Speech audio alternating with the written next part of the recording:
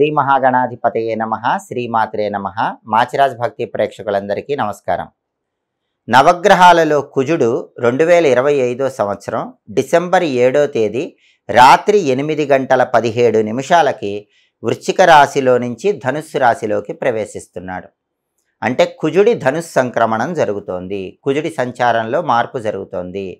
అలా డిసెంబర్ 7 రాత్రి 8:17 ధనుస్సు రాశిలోకి ప్రవేశించిన కుజుడు మళ్ళీ జనవరి 15వ తేదీ మకర రాశిలోకి వస్తాడు. అంటే జనవరి 14వ తేదీ వరకు ధనుస్సు రాశిలోనే ఉంటాడు. కాబట్టి డిసెంబర్ 7వ తేదీ రాత్రి 8:17 నుంచి జనవరి 14వ తేదీ వరకు కుజుడు ధనుస్సు రాశిలో ఉండటం వల్ల, కుజుడి ధనుస్సు సంక్రమణం వల్ల, కుజుడి ధనుస్సు సంచారం వల్ల ద్వాదశ రాశుల వాళ్ళకి కుజుడు ఎటువంటి ఫలితాలను ఇస్తున్నాడో, కుజుడు సంపూర్ణంగా అనుకూలించాలంటే పాటించాల్సిన ముఖ్యమైన పరిహారాలు ఏంటో ఈ వీడియోలో మనం తెలుసుకుందాం.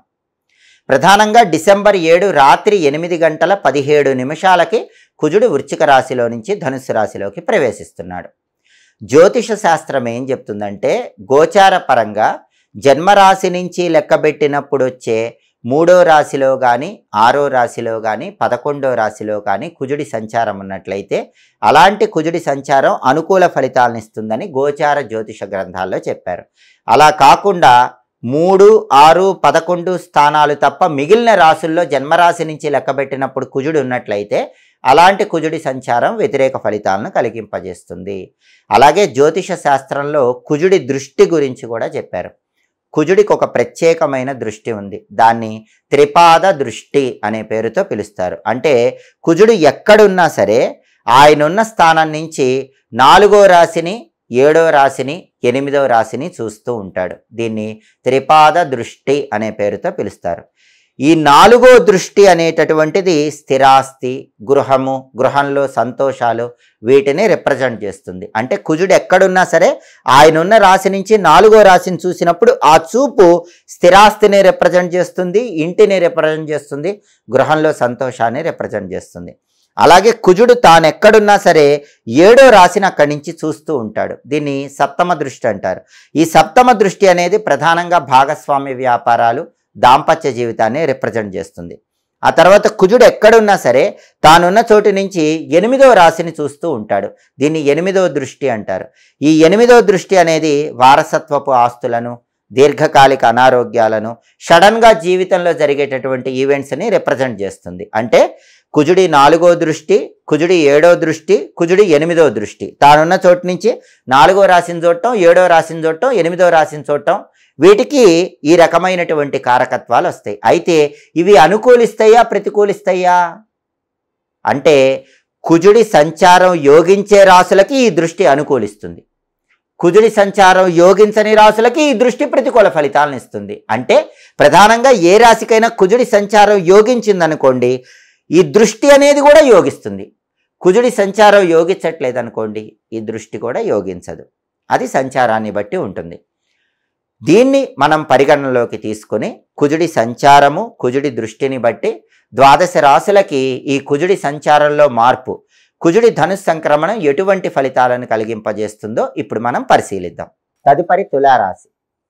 తులారాశి వాళ్ళకి కుజుడి సంచారంలో మార్పు వల్ల కలిగే ఫలితాలు పరిశీలిస్తే తులారాశి నుంచి చూసుకున్నప్పుడు తులా, వృశ్చికం, ధనుస్సు. తులారాశి వాళ్ళకి కుజుడు 3వ స్థానంలో సంచారం చేస్తున్నాడు. 3వ స్థానంలో కుజుడి సంచారం యోగిస్తుందని జ్యోతిష శాస్త్ర గ్రంథాల్లో చెప్పారు. కాబట్టి తులారాశి వాళ్ళకి 3వ స్థానంలో కుజుడు పూర్తిగా అనుకూల ఫలితాలే ఇస్తాడు. ఎలాంటి అనుకూల ఫలితాలు ఇస్తాడు అనే విషయాన్ని పరిశీలిస్తే 3వ స్థానంలో కుజుడు తులారాశి వాళ్ళకి ప్రధానంగా ఎక్కువ వ్యవహారాలలో మేలు కలిగింపజేస్తూ ఉంటాడు. ఆర్థిక వ్యవహారమైన, ఆరోగ్య వ్యవహారమైన, కుటుంబ వ్యవహారమైన, ఏ వ్యవహారంలోనైనా కుజుడు తులారాశి వాళ్ళకి సంపూర్ణంగా శుభ ఫలితాలను ఇస్తాడు. సర్వకార్య సిద్ధి ఏర్పడుతుంది. తలపెట్టిన కార్యక్రమాలన్నీ దిగ్విజయంగా పూర్తి చేసేలాగా కుజుడు అనుగ్రహిస్తాడు. అలాగే ధనప్రాప్తి యోగం కూడా ఉంటుంది. ఆదాయ మార్గాలు పెరిగే సూచనలు తులారాశి వాళ్ళకి ఎక్కువగా ఉన్నాయి. అలాగే మొండి బాకీలు కూడా తొందరగా వసూలవుతాయి. 3వ స్థానంలో కుజుడు ఏం చేస్తాడంటే చాలా కాలంగా మీకు డబ్బు ఇవ్వవలసిన వాళ్ళు వాళ్ళంతటా వాళ్ళే డబ్బు ఇచ్చేలాగా చేస్తాడు. పాత బాకీలు, మొండి బాకీలు అన్నీ వసూలైపోయేలాగా విశేషంగా ధనలాభాన్ని కలిగింపజేస్తాడు. ఆరోగ్య విషయంలో కూడా ఏ లోపం లేకుండా హాయిగా ఆరోగ్యంగా కాలాన్ని గడిపే విధంగా కుజుడి 3వ స్థాన సంచారం తులారాశి వాళ్లకు యోగిస్తుంది. అలాగే దీర్ఘకాలిక వ్యాధులతో చాలా సంవత్సరాలుగా బాధపడుతున్న తులారాశి వాళ్ళకి ఆ దీర్ఘకాలిక వ్యాధి బాధ తీవ్రత తగ్గుతుంది. చాలా వరకు ఉపశమనాన్ని పొందగలుగుతూ ఉంటారు. సజ్జనుల పరిచయం ఏర్పడుతుంది. అంటే మంచి వాళ్ళతో పరిచయాలు ఏర్పడతాయి. ఆ పరిచయాలు స్నేహాలుగా మారి బంగారు భవిష్యత్తుకు నాంది వాక్యం పలుకుతాయి. అలాగే మంచి వాళ్ళతో సత్సంబంధాలు పెరుగుతాయి. ఆ సత్సంబంధాల వల్ల విశేషమైనటువంటి ప్రయోజనాలు చేకూరే సూచనలు కూడా తులారాశి వాళ్ళకు ఉన్నాయి. అలాగే అనూహ్యమైనటువంటి ధనప్రాప్తి యోగాన్ని కూడా 3వ స్థానంలో కుజుడు కలిగింపజేసే సూచనలు ఎక్కువగా ఉన్నాయి. అంటే ఆకస్మికంగా హఠాత్తుగా ఏదో ఒక విధంగా 3వ స్థానంలో కుజుడు తులారాశి వాళ్ళకి ధనప్రాప్తిని కలిగింపజేస్తాడు. అలాగే సుఖ సంతోషాలకు లోటు ఉండదు, భోగభాగ్యాలకు లోటు ఉండదు. అన్ని విధాలుగా మేలైనటువంటి సమయంగా తులారాశి వాళ్ళకి కుజుడి 3వ సంచారం ఉంటుందని చెప్పటంలో ఏమాత్రం సందేహం లేదు. కాబట్టి 3వ స్థానంలో కుజుడి సంచారం అనేది తులారాశి వాళ్ళకి పట్టిందల్లా బంగారంలాగా ఉంటుంది. ఆర్థిక పరంగా, ఆరోగ్యపరంగా, కుటుంబ పరంగా అద్భుతమైన శుభ ఫలితాలు అందిపుచ్చుకోవచ్చు. ద్వాదశ రాశుల వాళ్ళు కుజుడు ధనుస్సు రాశిలోకి ప్రవేశించటం వల్ల, కుజుడి ధనుస్సు సంక్రమణం వల్ల అనుకూల ఫలితాలు వచ్చే రాశులు అనుకూల ఫలితాలు ఇంకా పెంచుకోవటానికి, ప్రతికూల ఫలితాలు వచ్చే రాశులు ప్రతికూల ఫలితాలు తగ్గింపజేసుకోవటానికి కుజుడికి సంబంధించిన శక్తివంతమైన పరిహారాలు చేసుకోవాలి. ఆ పరిహారాల్లో ముఖ్యమైన పరిహారం ఏంటంటే, ప్రధానంగా కుజుడు డిసెంబర్ 7 రాత్రి 8:17కి ధనుసు రాశిలోకి వచ్చి మళ్ళీ జనవరి 15 మకరంలోకి వస్తాడు. జనవరి 14 వరకు ధనుసులో ఉంటాడు. కాబట్టి 2026 జనవరి 14వ తేదీ వరకు వచ్చే మంగళవారాలు కొన్ని ప్రత్యేకమైన పరిహారాలు చేసుకోవాలి. మంగళవారం కుజుడికి ప్రియమైన వారం కాబట్టి జనవరి 14వ తేదీ లోపు వచ్చే ఏ మంగళవారం అయినా సరే 12 రాశుల వాళ్ళు నానబెట్టిన కందులు బెల్లంతో కలిపి గోవుకు తినిపించండి. కుజుడు విశేషంగా యోగిస్తాడు. లేదా 1.25 కేజీ కందులు ఎరుపు రంగు వస్త్రంలో మూటగట్టి దేవాలయంలో బ్రాహ్మణుడికి దానం ఇవ్వండి. కుజుడు విశేషంగా యోగిస్తాడు. ఆవుకు తినిపించడం కానీ, దేవాలయంలో దానం ఇవ్వటం కానీ ఎప్పుడు చేయాలి అంటే, మంగళవారం రోజు ఉదయం 6 నుంచి 7 మధ్యలో, మధ్యాహ్నం 1 నుంచి 2 మధ్యలో, రాత్రి 8 నుంచి 9 మధ్యలో కుజహోర ఉంటుంది. ఈ కుజహోర ఉన్న సమయంలో కందులు దానం ఇచ్చినా, నానబెట్టిన కందులు బెల్లంతో కలిపి ఆవుకు తినిపించినా అద్భుతంగా కుజుడు యోగిస్తాడు. అలాగే మంగళవారం పూట స్నానం చేసే నీళ్లలో కొన్ని ఎరుపు రంగు పుష్పాలు కలుపుకొని ఆ నీళ్లతో స్నానం చేయండి. అలాగే స్నానం చేసిన తర్వాత మంగళవారం వీలైతే ఉపవాసం ఉండి రాత్రికి కందిపప్పుతో చేసిన పదార్థాలు ఆహారంగా స్వీకరించండి. దానివల్ల కూడా కుజుడి బలం విశేషంగా పెరుగుతుంది. అలాగే కుజుడికి 2 అధిష్టాన దైవాలు ఉన్నారు, సుబ్రహ్మణ్య స్వామి, నరసింహస్వామి.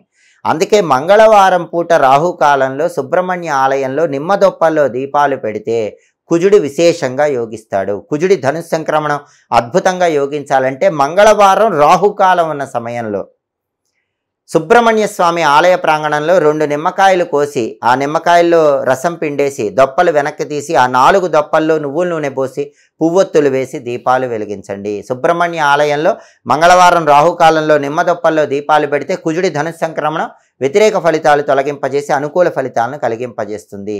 అలాగే కుజుడికి లక్ష్మీ నరసింహస్వామి కూడా అధిష్టాన దైవం కాబట్టి మంగళవారం నరసింహస్వామి ఆలయానికి వెళ్ళిన, నరసింహస్వామి ఆలయంలో ప్రదక్షిణలు 9 చేసిన, నరసింహస్వామి ఆలయంలో ఓం నమో నారసింహాయ అనే మంత్రాన్ని స్మరించుకున్నా కూడా కుజుడి ధనుస్సు సంక్రమణం వల్ల కుజుడిచ్చే వ్యతిరేక ఫలితాలు తొలగిపోతే అనుకూల ఫలితాలు పెంచుకోవచ్చు.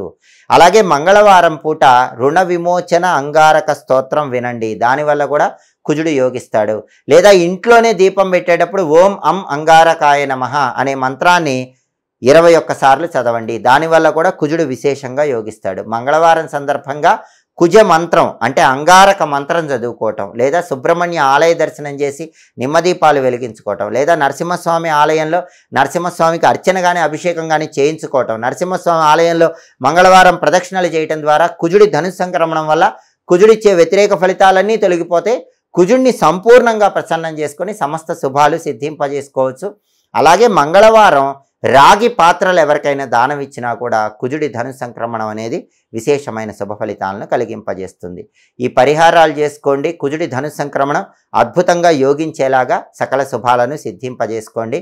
ఎప్పటికప్పుడు జ్యోతిష శాస్త్ర పరంగా గ్రహాల సంచారంలో వచ్చే మార్పు గురించి తెలుసుకోవాలనుకుంటున్నారా?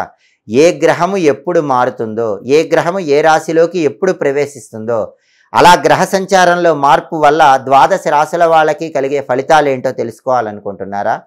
గ్రహాల సంచారంలో మార్పు వల్ల అనుకూల ఫలితాలు కాకుండా వ్యతిరేక ఫలితాలు వస్తే ఆ వ్యతిరేక ఫలితాల నుంచి బయటపడటానికి పాటించాల్సిన పరిహారాలు తెలుసుకోవాలనుకుంటున్నారా? అయితే మాచిరాజు భక్తి ఛానల్ తప్పకుండా చూడండి. మా వీడియోస్ మీకు నచ్చినట్లయితే మా ఛానల్ లైక్ చేయండి, కామెంట్ చేయండి. మా ఛానల్ వీడియోస్ 10 మంది మిత్రులకు షేర్ చేయండి. మా ఛానల్ సబ్స్క్రైబ్ చేసుకోండి. పక్కనున్న బెల్ సింబల్ నొక్కటం మాత్రం మర్చిపోకండి. సర్వే జనాః సుఖినో భవంతు. స్వస్తి.